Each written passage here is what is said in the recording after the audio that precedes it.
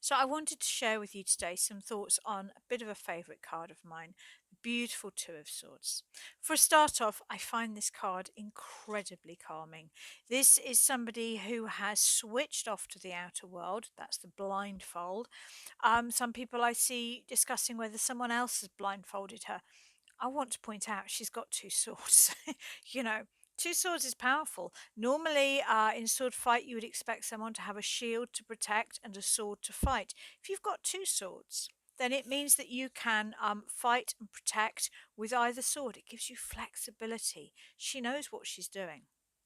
So to me, she's put the blindfold on herself, and it's to remove outside distractions. It's because she wants to make a decision for herself. The Two of Swords to me is about decision, indecision, and choices. It's the piece that most of us try to retreat to before we need to make a decision. It's about going inwards and deciding, knowing what we need to do. So to me, she's put the blindfold on. The flexibility of fighting with two swords, very often with the Two of Swords, what it feels to me is that withdrawing, that I just need time, just need to be on my own right now. This could be to do with a relationship, it could be to do with work, a college course, a house move. I just can't talk about it anymore. I've reached saturation point. I need to be still. And the flexibility is that very often at this stage, people will take one step back to be able to take two steps forward. This might be, I'm going to take the lower paid job because it's got better promotion within it. Or actually, no, I'm not going to move in with you anymore because I can see further down the line that our goals aren't in alignment. This is very often taking a step back so that we can be on the right path. And do you know what? That's a brave thing to do. It's a hard thing to do. So she's put the blindfold on to give her that peace. The way that her hands are crossed and the swords are crossed, to me, that is switching off the left brain, the logical brain. This is stopping thinking.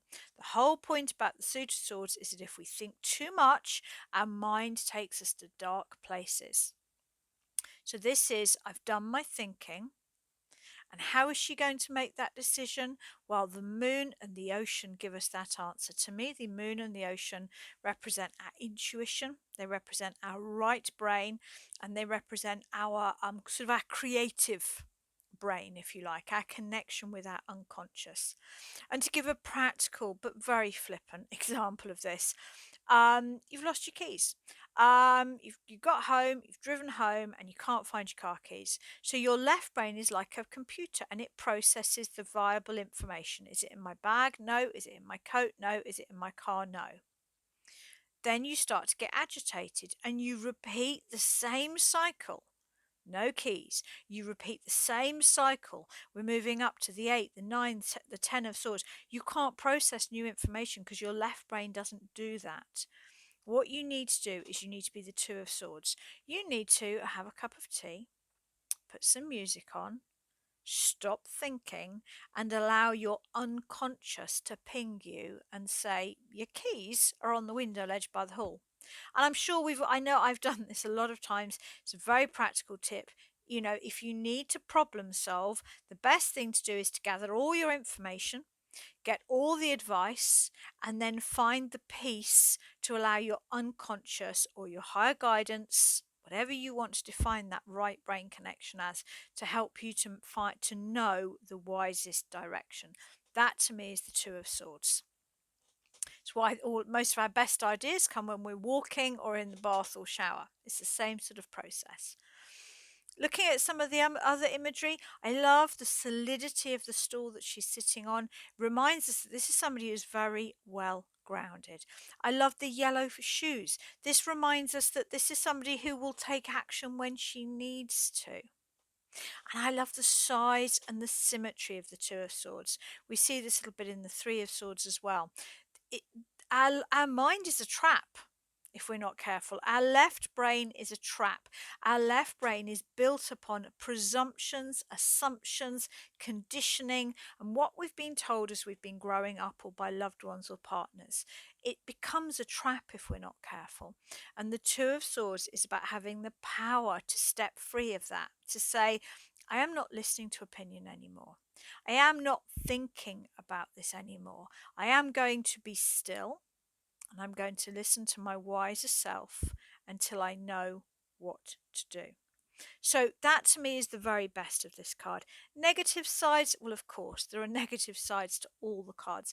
Of course, the negative side is that you fall into a sort of a lull of that inner processing. You never actually make the action.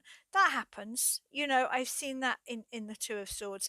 Often with the Two of Swords, if you're getting this, look at the card. Really look at it. Ask yourself, do I need that peace right now?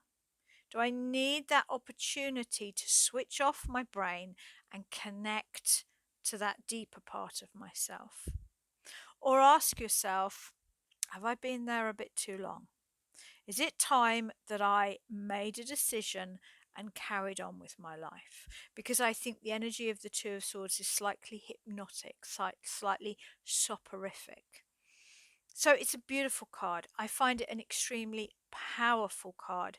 I see it sometimes discussed as being passive. I mean, it can be, but I would say that it's far more strong and decisive than it is passive. It is that beautiful moment of peace before we make a wise and empowered decision. I hope you've enjoyed this little video on the Two of Swords. Do subscribe to my site, to my channel if you've enjoyed the video, and pop over to my website. I've got lots of free resources there for tarot, and I'm really trying to build more there. I teach tarot probably 3 to 4 times a month on Zoom at the moment. I love teaching by Zoom. Every time I teach tarot, whether it's just focused on specific cards or whether it's a general chat about tarot, I learn so much. People are always asking me questions that stop and make me think, which is why I love teaching tarot. And if you hate Zoom, just by booking your place, the whole thing is recorded and you'll get a private YouTube link the next day. They're often an hour, quite often an hour and a half. It depends how many questions people have at the end of it. So I hope you've enjoyed this, and I will be back in a few days with another of my favourite cards to share.